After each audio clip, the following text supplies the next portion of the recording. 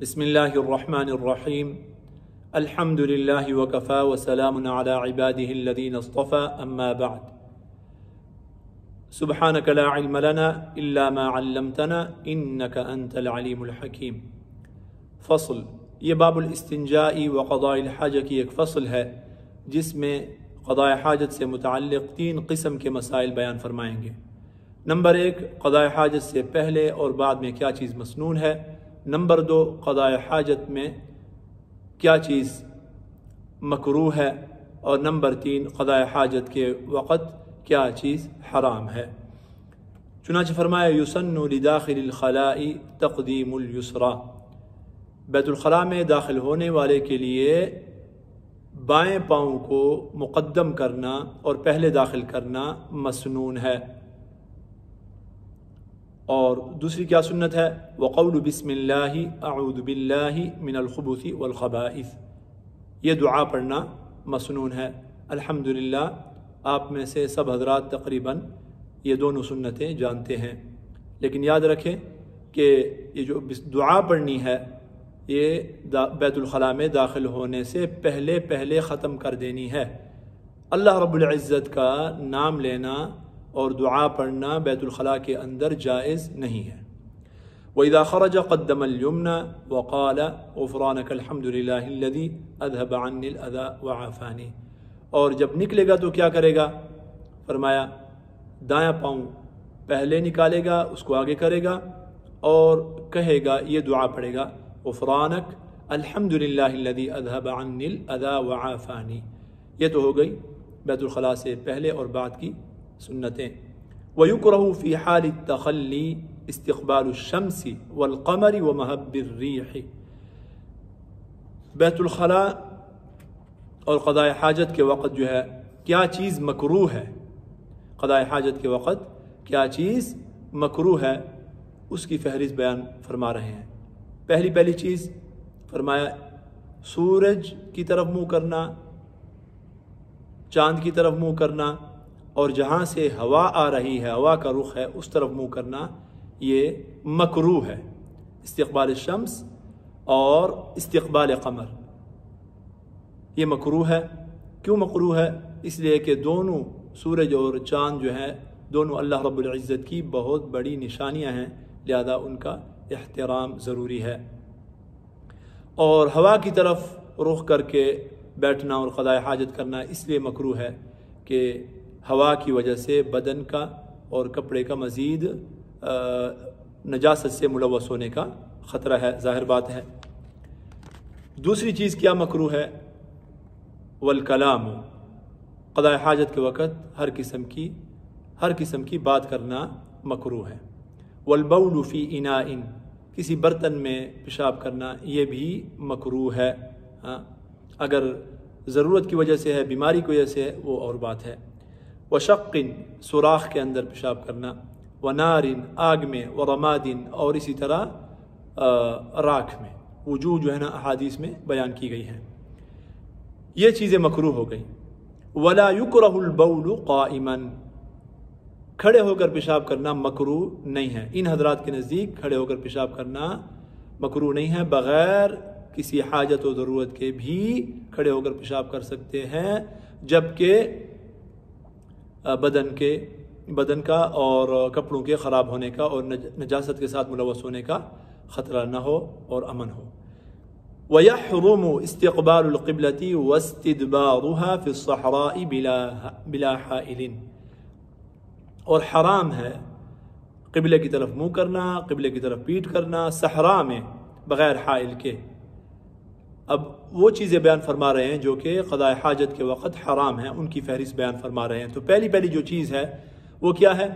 قضاء حاجت کے لیے اگر آپ بیٹھتے ہیں، صحرا میں ہیں، بنیان میں اور جو ہے نا آبادی میں نہیں، بلکہ باہر کھلی جگہ پر اگر آپ قضاء حاجت کر رہے ہیں، تو اس وقت استقبال قبلہ بھی وہ ہے، حرام ہے، یعنی قبلے کی طرف منہ کرنا، اور استدبار بھی، پیٹھ کرنا بھی حرام ہے۔ لیکن شرط یہ ہے کہ بلا حائل ہو۔ اگر درمیان میں دیوار وغیرہ ہے یا کوئی کپڑا وغیرہ ہے، کوئی چادر ہے، تو تب جو ہے نا یہ حرام نہیں ہے۔ اس لیے آگے فرما دیا وَيَكْفِي ارخاء ذیلہ کہ اپنا جو وہ ہے دامن ہے اس کو لٹکا دینا اور اس کا پردہ بنا لینا بھی کافی ہو جائے گا. یعنی کچھ نہ کچھ اگر کسی بھی درجے میں اگر درمیان میں حائل آ جاتا ہے تو پھر یہ حرمت ختم ہو جائے گی. میں نے پہلے عرض کیا تھا کہ باب الاستنجاء میں استقبال اور استدبار کا جو لفظ ہے اور اس کے متعلق جو مسائل ہیں وہ 2-3 مرتبہ آ رہے ہیں، تو ان کو ایک جگہ پر ہم ذکر کر لیتے ہیں تاکہ ان کا فرق سمجھ آ جائے اور امتحان میں کوئی مشکل پیش نہ آئے، مکس اپ نہ ہو. تو باب الاستنجاء میں فرمایا تھا وَيُكْرَهُ اسْتِقْبَالُ الْقِبْلَةِ وَاسْتِدْبَارُهَا فِي الْإِسْتِنْجَاءِ. یہ عبارت تھی کہ استنجا میں استقبال قبلہ اور استدبار قبلہ دونوں مکروہ ہیں. کیا ہیں؟ مکروہ ہیں. ٹھیک ہے، استنجا میں. پھر ابھی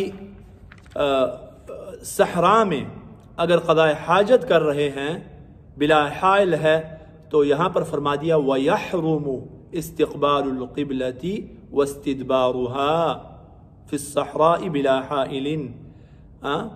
کہ صحرا میں بغیر حائل کے اگر آپ قضاء حاجت کر رہے ہیں تو استقبال قبلہ بھی حرام ہے اور استدبار قبلہ بھی حرام ہے.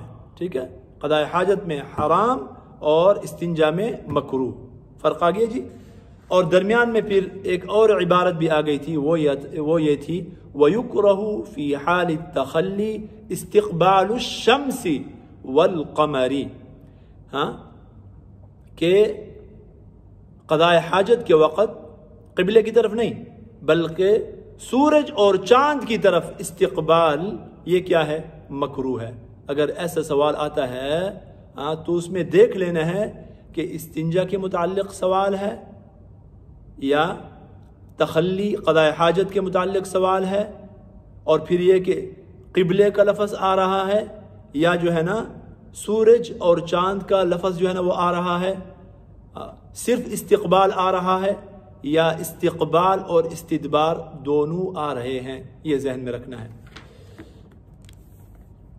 اچھا، جو چیزیں قضاء حاجت کے وقت حرام ہیں ایک تو بیان کر دی، دوسری کیا ہے؟ وَأَن يَبُولَ أَوْ يَتَغَوَّطَ بِطَرِيقٍ مَسْلُوكٍ. کہ پیشاب کرے یا جو ہے نا کیا کہتے ہیں جس کو بڑا وہ کہتے ہیں وہ کرے. کیسے راستے میں؟ ایسے راستے میں جس کے اوپر لوگ چلتے ہیں، طریق مسلوک، لوگ اس پہ چلتے ہیں، لوگوں کے استعمال میں ہے. وَظِلٍّ نَافِعٍ. یا جو ہے نا یہ دونوں چیزیں کرے کسی سائے میں، ایسے سائے میں جو کہ نفع مند سائے ہے، لوگ اس کے نیچے آ کر بیٹھتے ہیں اور نفع حاصل کرتے ہیں. وَتَحْتَ شَجَرَةٍ عَلَيْهَا ثَمَرٌ يُقْصَدْ. یا جو ہے نا ایسے درخت کے نیچے پیشاب کرنا یا یہ دونوں چیزیں کرنا کہ جس کے اوپر پھل ہے، ایسا پھل ہے جس کا ارادہ کیا جاتا ہے، جس کا قصد کیا جاتا ہے، جس کو جو ہے نا لوگ حاصل کرتے ہیں. ایک تو یہ ہے کہ صحرا کے اندر کوئی درخت کھڑا ہے اور جو ہے نا کوئی اس کے اوپر پھل وغیرہ بھی نہیں ہے کہ لوگ جو ہے نا اس سے کوئی چیز جو ہے نا وہ حاصل کریں، کوئی نفع حاصل کریں. وہاں نہیں، ایسا درخت کہ جس کے اوپر پھل ہے اور ایسا پھل ہے جو کہ لوگوں کی ضرورت ہے. وبین قبور المسلمین. اسی طریقے سے قبرستان میں اور مسلمانوں کی قبروں کے درمیان میں جو ہے نا یہ حرکت کرنا حرام ہے. وَأَن يَلْبَثَ فَوْقَ قَدْرِ حَاجَتِهِ. اور یہ کہ انسان اپنی حاجت سے زیادہ بیٹھ جائے، جتنی ضرورت ہے اس سے زیادہ جو ہے نا وہاں پر قضاء حاجت کے لیے بیٹھ جاتا ہے تو یہ حرام ہے. مکروہ نہیں ہے بلکہ کیا ہے؟ انتہائی خطرناک بات ہے، حرام ہے. زیادہ بعض لوگ جو ہے نا شروع ہو جاتے ہیں، موبائل فون وہاں پر یوز کرنا شروع کر دیتے ہیں یا باتیں وغیرہ، تو یہ حرکتیں جو ہے نا وہ نہیں کرنی چاہیے، حرام ہے، حرام. اور طبی لحاظ سے بھی بہت زیادہ اس کے نقصانات ہیں. یہ فصل پوری ہو گئی. اللہ رب العزت قبول فرمائے. وآخر دعوانا ان الحمد للہ رب العالمین. انشاءاللہ اس کے بعد جو ہے نا باب السواک پڑھیں گے.